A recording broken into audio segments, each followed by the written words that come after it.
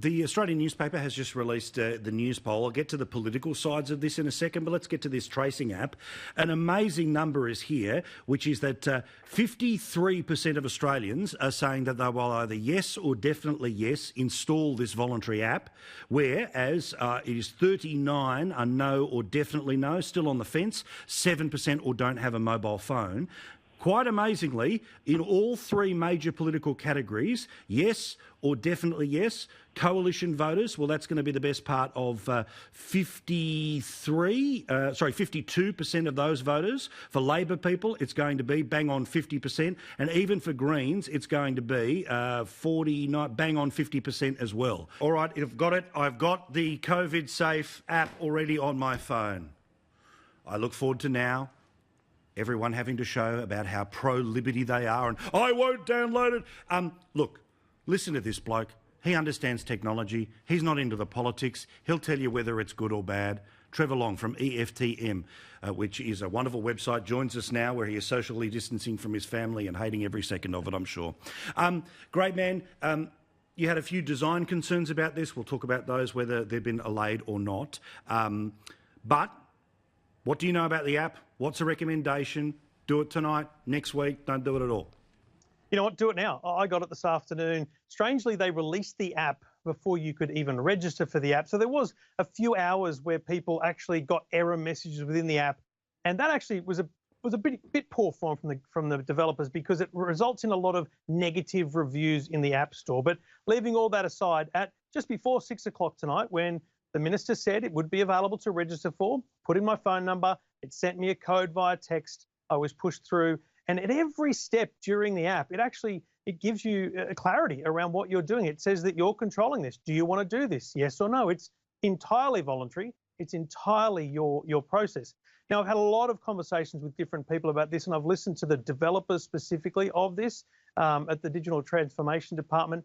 This app, the most important thing I can tell you, all the information about who you've been near is stored on your phone.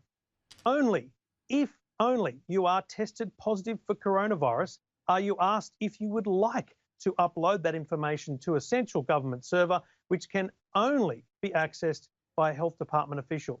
It's pretty straightforward if you ask me. And also, let's be very clear here too. It's about who you came into contact, not where you came into contact. Spot on. Not a single thing is recorded in terms of location. What it records is really just a unique code. So my phone, Paul, if we were to spend some time together sitting across from a table having a meeting at work, my phone and your phone would send each other a code. And that code would simply recognise who it was that was on the other side of the table when the information is downloaded from one of those phones, only if one of those people tests positive. It's just about who, not where. In fact, it's not even talking about when, it's really just about who. The information is only kept for 3 weeks, 21 days, and after that, it's just deleted on a rolling basis. So, because there's no need to have the information past that time. So, I mean, you've heard plenty of the more colourful opposition to all of this. Yeah. I loved your texts the other night. Now, give me an idea here where some comparisons that a lot of people would already have on their phones compared to this in terms of what you're giving away, what somebody knows about you and what they go on to sell about you.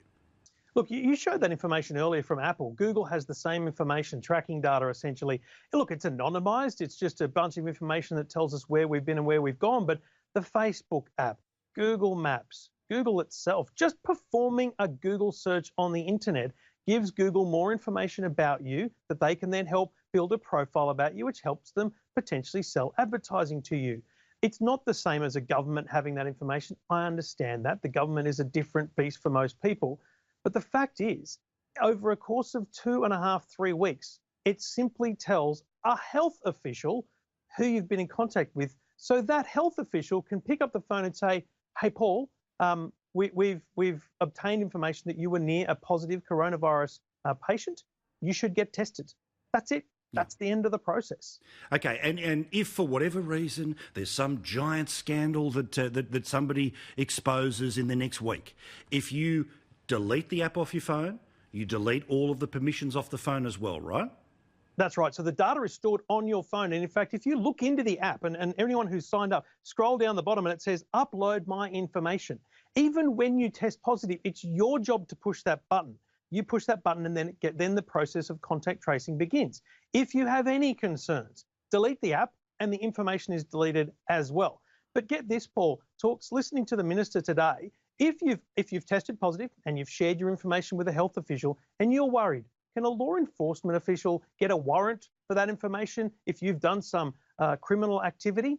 No.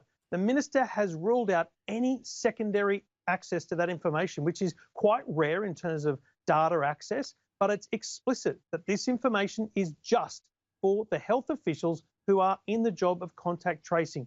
That's all it's for. And also, just super finally, apologies here, because I've got some good people waiting as well, but I could talk to you all night about this, which is, look, I know there's a lot of people watching us who say, well, I can't download apps onto my phone. I've just got an old school phone that is for making calls. That's okay. Don't feel left out of the process. It's just about trying to get as many of those users who have that information as possible. If you are somebody who's got, maybe a little bit older, has one of a more simpler phone because of that, well, when you interact with the health system, they will literally walk through step by step the process. They'll still do the manual process. But most importantly, Paul, if you've got a friend or a family member who has a smartphone, talk to them about using this app, because especially the elderly are most vulnerable to the virus and therefore can benefit the most from that phone call from the health department that says, hey, get tested. You were near someone who was positive. That's what we want. The whole point here is to find people who have been positive, who've been close to someone who's positive, and stop the spread. It's very simple.